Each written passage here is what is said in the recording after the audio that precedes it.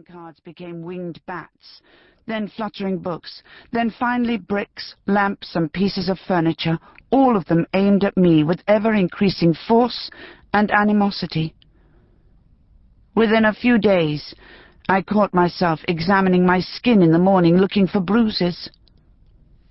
The second dream began after the first was well established in my nocturnal routine.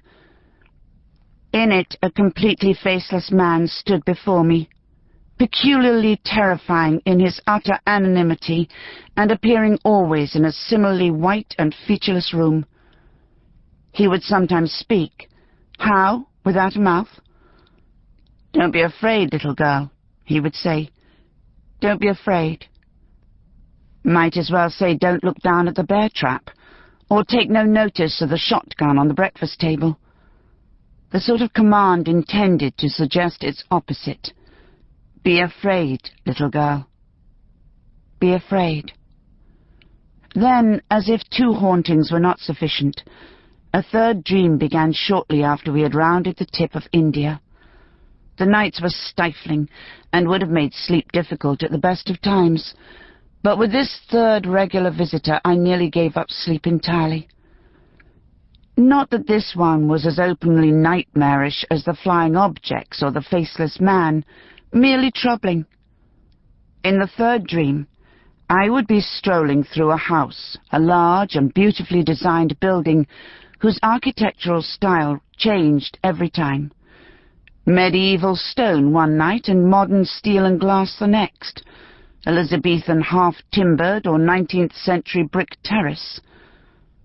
My footsteps seemed to echo through the hallways, although I often had a number of friends with me, showing them around what seemed to be my own house. We visited a spacious bedroom here, they admired an ornate dining room there, stood and talked about a baronial fireplace in a great hall. But neither the architecture nor the friends seemed to be the central thrust of the dream, for sooner or later, in dim stone passageway or brightly windowed corridor, we would come to a door, silent and undemanding, and I would finger a key in my pocket. The door was to an apartment, I knew that, but it was so thoroughly concealed that no one knew of it but me. My companions would pass by, unaware, while I thoughtfully played with the cool metal key and felt the unsettling pull of the rooms on the other side of the door. It wasn't that I was hiding the apartment from them. Indeed, some nights my illusory self would pull out the key and open the unnoticed door, showing my surprised friends around a set of richly comfortable rooms, medieval or modern, that were only slightly dusty with long disuse. The importance seemed to lie neither in the existence nor in the secrecy of the locked rooms. What mattered, and what troubled me inexplicably when I woke, was my awareness of them, and of the hidden apartment's dim, empty stillness, comfortable and undemanding, tucked away in the back of my mind as the key was tucked into my pocket. Almost as if the locked rooms lay deliberately waiting, knowing that some day I should have need of them.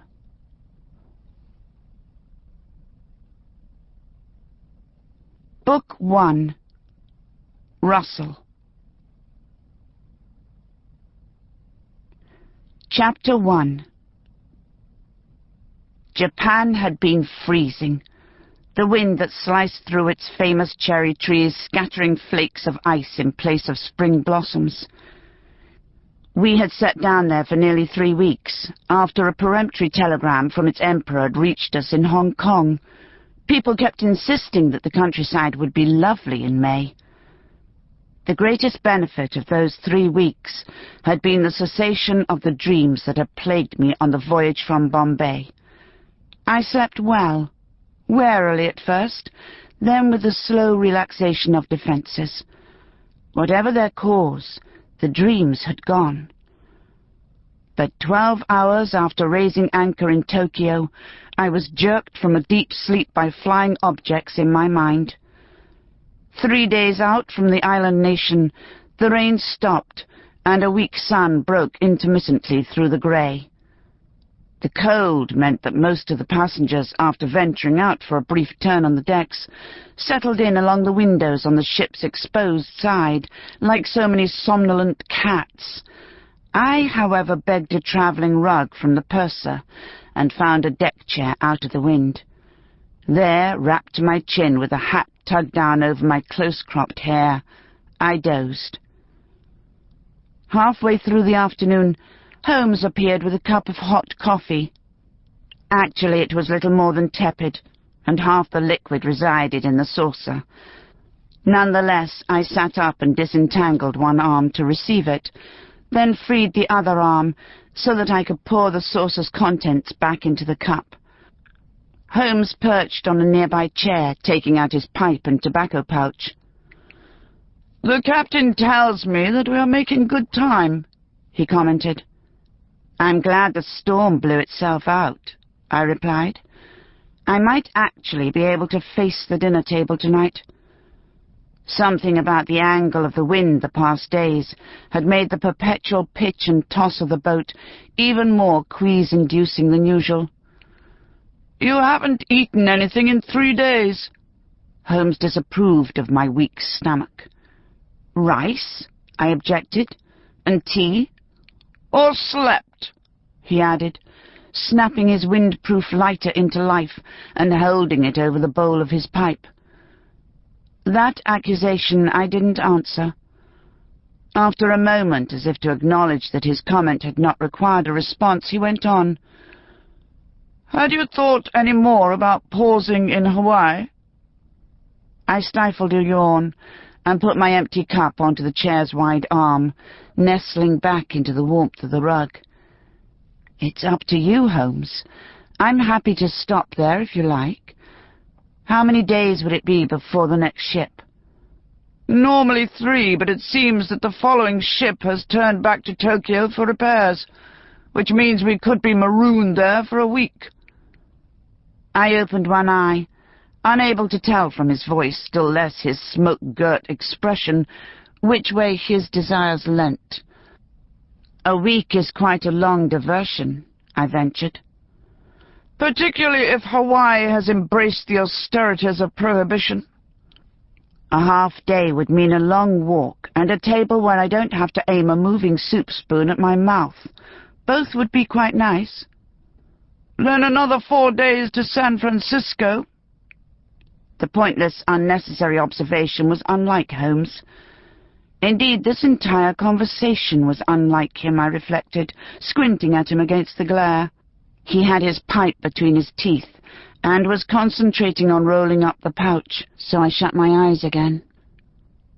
"Terra firma," I said. "A week in California tying up business, and then we can turn for home, by train.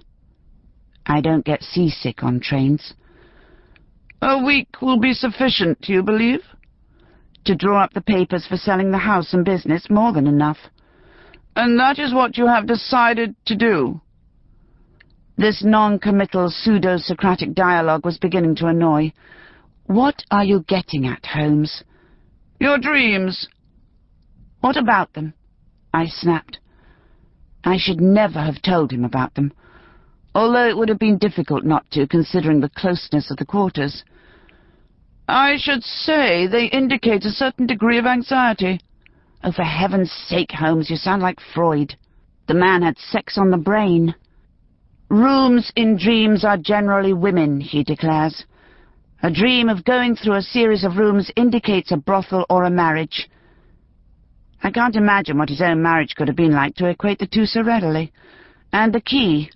God, you can imagine the fraught symbolism of playing with a key that lies warm in my pocket. Innocent dreams can embody crudely erotic desires. The faceless man he'd no doubt equate with the male organ. And as for the objects that spurt wildly into the air, well, I'm clearly a sick woman.